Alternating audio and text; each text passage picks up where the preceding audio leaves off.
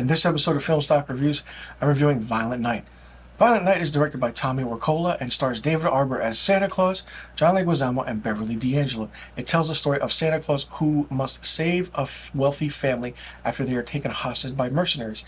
And the reason these mercenaries are there is because they want to steal $300 million from a vault. And this vault belongs to Gertrude Lightstone, who has this big and family and is a rich person. Now, this is Die Hard meets Home Alone. I don't care what anybody else says, what other critic or reviewer says. This is Die Hard meets Home Alone. It's a fun take on those stories combined.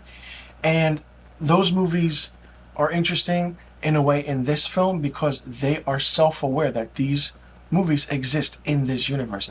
Like, there is a fight scene between Santa Claus and one of the mercenaries. As he's reaching in for his bag, he's like, tries to take out something to fight with. He says, oh God, Die Hard on Blu-ray again. And Trudy is really a young girl who believes in the magic of Christmas and Santa Claus. She loves the movie Home Alone because she watched it the night before. And then the whole aspect of everything, how everything is done. John Leguizamo as Jimmy, or Scrooge for that matter. Each mercenary has a different nickname, from Krampus to Gingerbread to Candy Cane. I mean, they go through the whole list of nicknames for Christmas and certain food aspects. And it's really funny.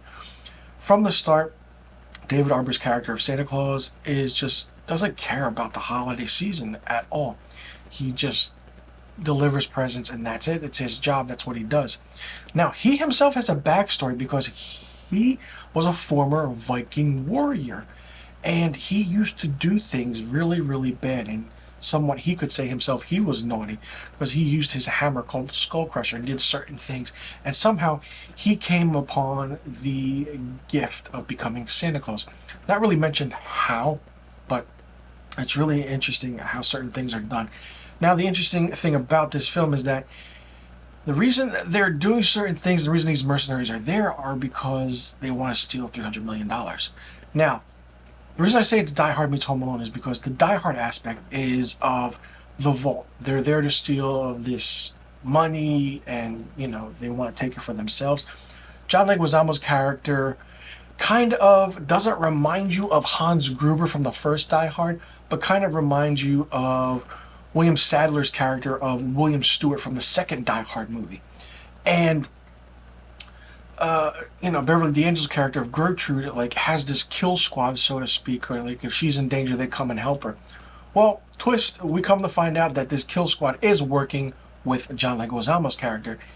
And the way it's interesting is because in Die Hard 2, you had Colonel or Major Grant, played by John Amos, who came in with his mercenaries.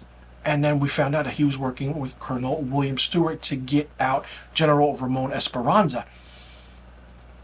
The aspect of the outfits are white with kind of the camouflage gear to it in this film, Violent Night.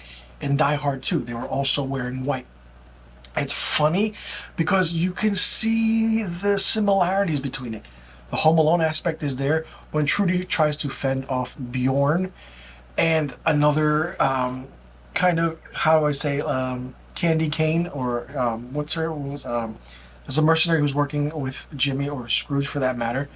And the aspects of how these traps are done, with the nail on going up in the attic, the bowling balls, the swinging things. She creates traps inspired by Home Alone, and they're really violent in a way, but they're done so well. The action scenes in this are great, over the top, and there is a scene where Santa, David Harbour's character, just uses a sledgehammer and just goes around killing people, and it's just hilarious because the kills are so different, with candy canes and stars and decorations and ornaments, and it's just fun to see. The interesting aspect of it is that the Lightstone family, between Alex, the son, and the annoying sister, the annoying son that the sister has, and she's dating an actor, and then Alex has his wife, and it's just, you see how the family is not connected together at all. It's just very dysfunctional and everything. And then something happens where there's a twist in the movie where we find out that everything is not what it seems. And basically the reason that John Leguizamo's character, Jimmy, wants to take this money is because the company, her company, the Lightstone Company, is funnel oil to the Middle East. And somehow this money disappeared. And she has the money. So, I mean, $300 million is a lot of money. John Leguizamo's character as a villain is really different than what you would actually think of anything at all in a film like this. He's more cutthroat, in your face, just doesn't give a shit about the holidays, and he says why in one of his scenes where he confronts Santa. And David Harbour is just so badass. The comical aspect and relief to it that he gives as Santa is great.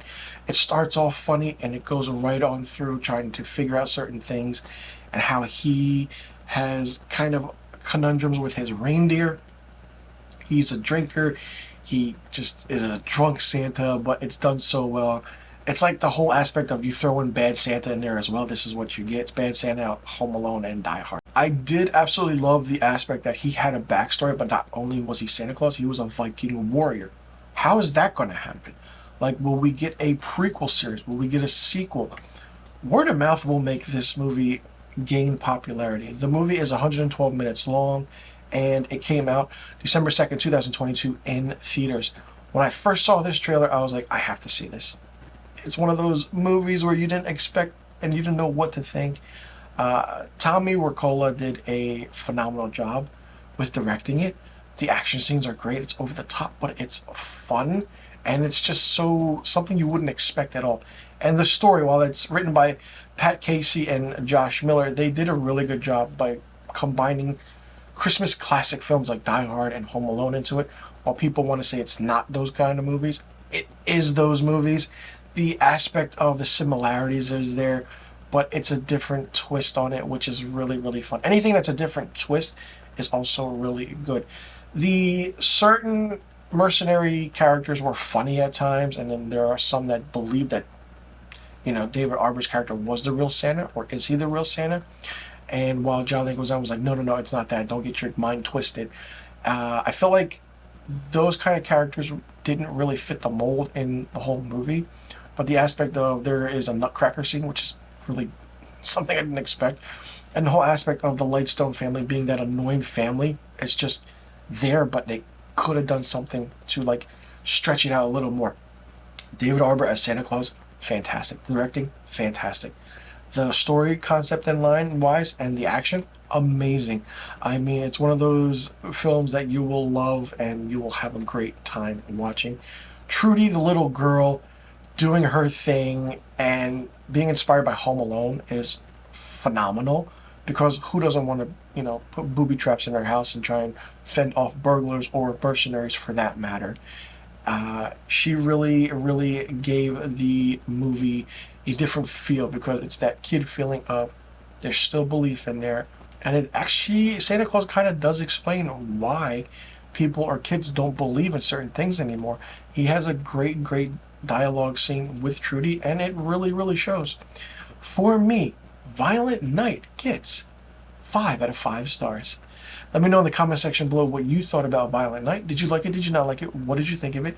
Did you like the aspect of the story? What did you think about David Harbour as Santa Claus? Did you like John Leguizamo as the villain? And did you see the similarities between a Die Hard and Home Alone in this movie? And what didn't you like about the movie? And do you think we'll get a prequel and a sequel to this film? And did you like the comedy aspect, or do you think there could have been a little bit more that was done? Let me know in the comment section below about all the questions I just asked, and also let me know what rating you would give Violent Night, and I'll see you all in the next review video.